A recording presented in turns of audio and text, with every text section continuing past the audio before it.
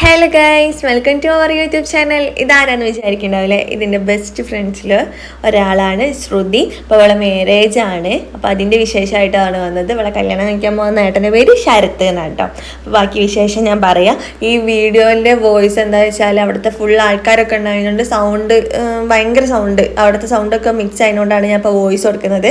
അപ്പോൾ ഞങ്ങൾ പാർട്ടീൻ്റെ അന്ന്, കല്യാണത്തിൻ്റെ തലേന്ന് പാർട്ടീൻ്റെ അന്ന് രാവിലെ ആട്ടോ പോയത്.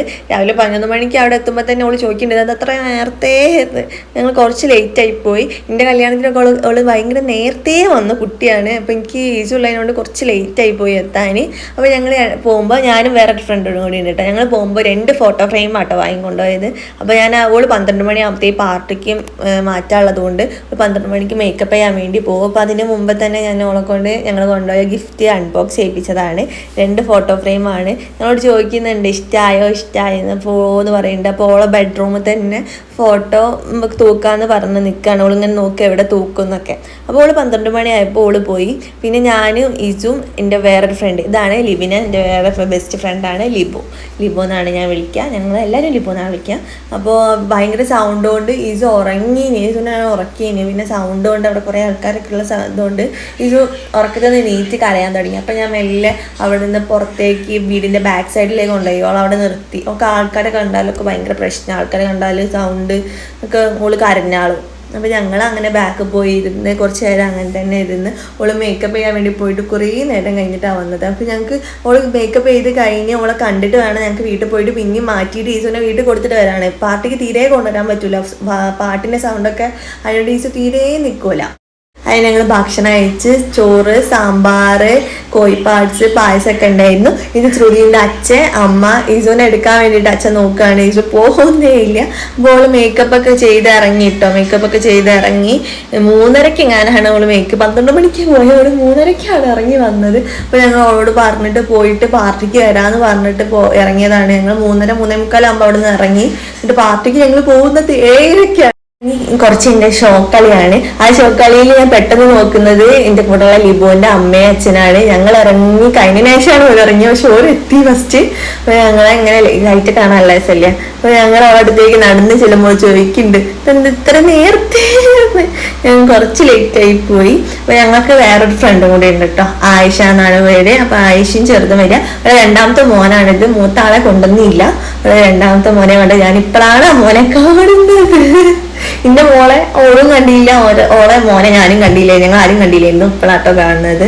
ഞാൻ എന്നാണ് പേര്. അപ്പോൾ ഞങ്ങൾ അങ്ങനെ ഓള് വന്ന് ഞങ്ങൾ ശ്രുതിൻ്റെ അടുത്ത് പോയി ഫോട്ടോ ഒക്കെ എടുത്ത് ഞങ്ങൾ ഫുഡ് കഴിക്കാൻ വേണ്ടി പോയി. എനിക്ക് വേഗം പോകണമായിരുന്നു. ഈസ് വീട്ടിൽ ഒറ്റയ്ക്കല്ല അച്ഛൻ്റെ അടുത്തുള്ളതുകൊണ്ട് ഈസ് അലമ്പാക്കുന്നതിന് മുമ്പ് എനിക്ക് പോകണമായിരുന്നു. അതുകൊണ്ട് ഞങ്ങൾ ഫുഡ് കഴിക്കാൻ വേണ്ടി പോയി.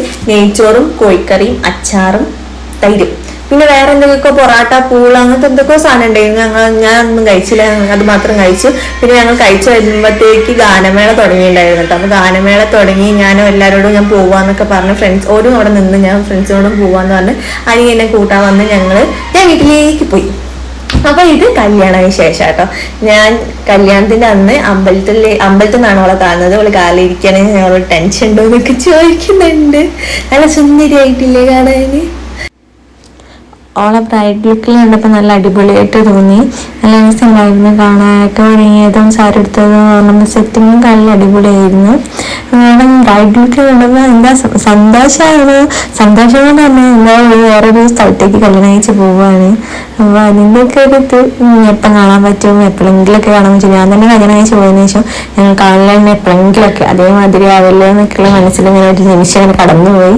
അപ്പോഴത്തേക്കും അവളെ ഏച്ചി വന്നിട്ടോ അവളെ വിളിക്കാൻ വേണ്ടിയിട്ട്. അപ്പോൾ ഞങ്ങളും അമ്പലത്തിൻ്റെ ഉള്ളിലേക്ക് കയറി. ഞാനും ഇസും ഏട്ടനും ഉണ്ടായിരുന്നു. ഏട്ടൻ ചോദിച്ചു അമ്പലത്തിൻ്റെ ഉള്ളിലേക്ക് കയറിയില്ല, ഏട്ടൻ ചീനിട്ടതിനോണ്ട് അവിടെ കയറിയില്ല. ഇതാണ് അവളുടെ ചെക്കൻ. അമ്പലത്തിന് ശിവക്ഷേത്രത്തിൽ നിന്നായിരുന്നു കേട്ടോ കല്യാണം. പൂത്താരം മിന്നു കെട്ടി മിന്നാരം അന്നായിരത്തിരിമാല ചാത്തിയ കല്യാണമായി. കഥയിലെ രാജകുമാരിയും ഗോപകുമാരനും ഒന്നാവാൻ പുഴയിലെ പൊന്നോ. അങ്ങനെ കല്യാണമൊക്കെ കഴിഞ്ഞ് അവർ ഫോട്ടോ എടുക്കാൻ വേണ്ടിയിട്ട് പോയപ്പോൾ ഞങ്ങളെല്ലാവരും അവിടെ നിന്ന് എല്ലാവരും ചെക്കൻ്റെ വീട്ടിലേക്ക് പോവാം കേട്ടോ. ചെക്കൻ്റെ വീട്ടിലേക്ക് കുറച്ച് 3-4 മിനിറ്റ് നടക്കാനുള്ള ദൂരമുള്ള അടുത്ത് തന്നെയാണ്, അമ്പലത്തിൻ്റെ അടുത്ത് തന്നെയാണ്. അപ്പോൾ ഞങ്ങൾ അങ്ങോട്ടേക്ക് പോയി. ഞാനും ലിബുവും കയറി ഓരോ റൂമൊക്കെ നോക്കി.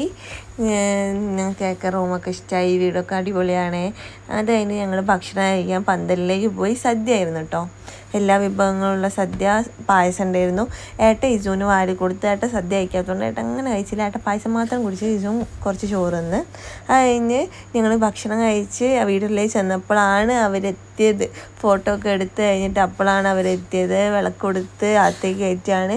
അകത്ത് കയറി പിന്നെ പാലും പഴമൊക്കെ കൊടുത്ത് കഴിഞ്ഞ് അന്ന് തിരക്ക് കഴിഞ്ഞതിന് ശേഷം അവളോട് പറഞ്ഞിട്ട് പോവാമെന്ന് വിചാരിച്ച് ഞാൻ നിൽക്കുകയാണ്. അപ്പോഴാണ് ഞാനൊരു സംഭവം കാണുന്നത്. നിങ്ങളും ഒന്ന് കണ്ടു നോക്കൂ.